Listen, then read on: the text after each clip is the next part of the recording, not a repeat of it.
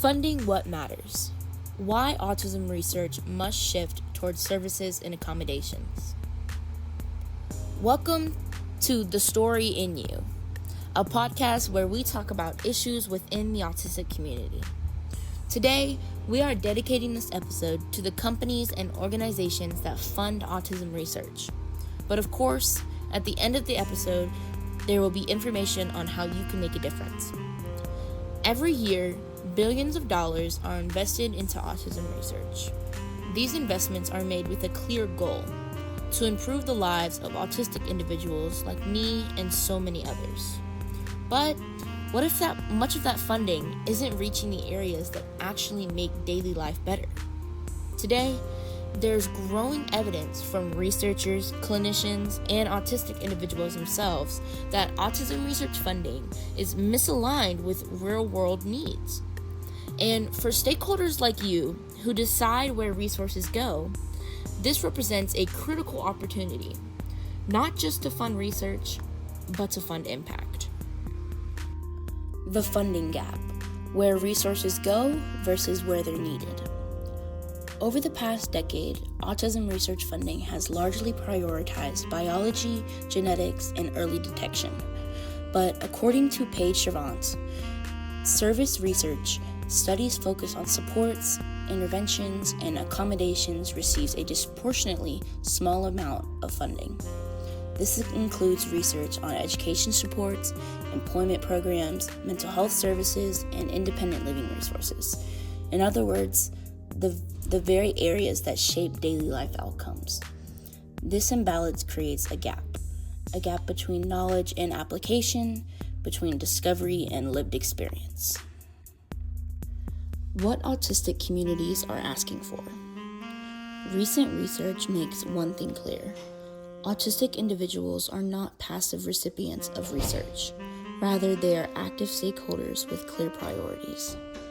Tori Har found that community members consistently express a desire for research that reflects lived experience, addresses practical challenges, and recognizes autistic people as contributors, not just as subjects for the research. With this, a few central themes emerged. We have so much to offer, and nothing about us without us are core messages for the autistic community and their priorities when it comes to including autistic people in research. Similarly, Hedapuki reports that autistic adults prioritize accessible mental health care, support across the lifespan, inclusive education in workplaces, and reducing stigma and improving quality of life. Notably, these priorities are not primarily about causes or cures. They're about services and accommodations. This is a clear call for examining the relevance of funding priorities. A systemic issue within research itself. The misalignment is not accidental, it's structural. Botha and Cage argue that autism research is facing a crisis.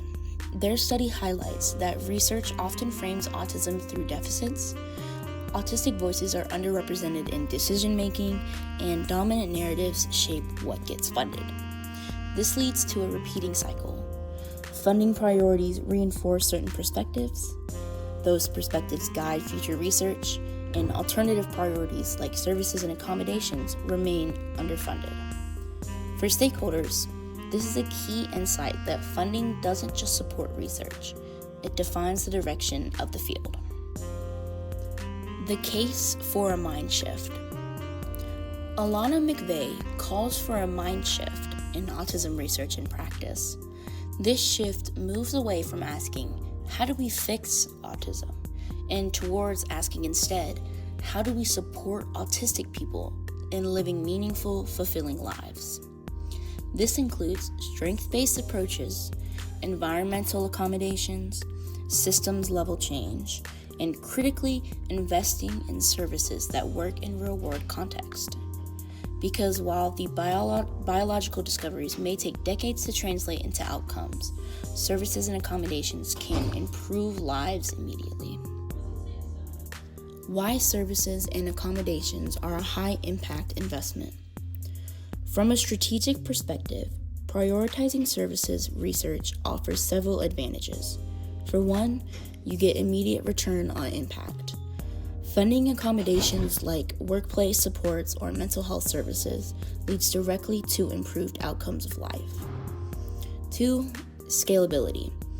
Effective services models can be expanded across schools, workplace, and healthcare systems. 3rd, the cost efficiency. Supporting individuals in employment and independent living reduces long-term societal costs. 4. Alignment with stakeholder needs. Research grounded in lived experience is more likely to be adopted, trusted, and sustained. In short, services research doesn't just generate knowledge, it generates usable solutions. What a strategic shift could look like.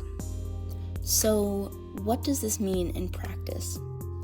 A shift towards services and accommodations could include increasing the proportion of funding dedicated to services research, requiring community involvement in funded projects, supporting interdisciplinary collaborations that connect research to implication, funding long-term studies on quality of life outcomes, not just short-term clinical measures, and prioritizing research that addresses systemic barriers in education, employment, and healthcare. These are not radical changes. They are strategic adjustments grounded in evidence. The hidden costs of underfunding services. When services and accommodations are underfunded, the consequences don't just disappear, they show up elsewhere. They show up in higher unemployment rates among autistic adults, in increased reliance on crisis-based mental health care, and families and individuals having to fill gaps that systems were meant to support. Without adequate services, small barriers become long-term obstacles. Lack of workplace support can mean losing a job. Lack of appropriate mental health care can mean years of misdiagnosis. And a lack of transition services can mean falling through the cracks after school ends. These outcomes carry real costs, economically and socially. But more importantly, they reflect preventable challenges. Strategic investment in services doesn't just improve lives. It reduces the need for more intensive interventions later. In that sense, services funding isn't just impactful, it's also preventative. From research to reality. One of the biggest challenges in autism research isn't a lack of knowledge, it's a lack of implementation. Over time, research has produced valuable insights into effective supports, educational strategies, and interventions, but too often, those findings don't make it into the systems where they're needed most. Classrooms remain under-resourced, workplaces lack guidance on accommodations, and healthcare providers may not be trained in autism-informed care. This creates what is known as an implementation gap, the space between what we know works and what is actually available to people. And that gap is not caused by a lack of discovery. It's caused by a lack of investment in scaling, training, and real-world application. Funding services research helps close that gap. It supports the translation of ideas into practice, turning research into tools, programs, and systems that people can actually access. The risk of maintaining the status quo. Without change, the consequences are clear.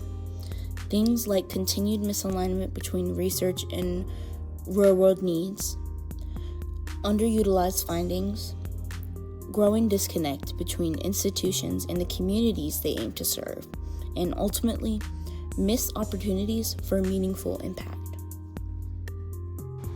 The future of autism research is not just about what we discover, it's about what we choose to prioritize. The evidence is clear. Services and accommodations are not secondary concerns. They are central to improving lives of all autistic individuals. As a funding stakeholder, you have the ability to accelerate this shift, to move knowledge to impact, from intention to meaningful change. The question is not whether the shift is possible, it's whether we are willing to fund it. Although this episode was focused on funding stakeholders, anyone listening can make a difference too. Send letters, make videos, let your voices be heard by those who can put those changes into effect. And as always, embrace who you are meant to be. Thank you for listening to The Story in You.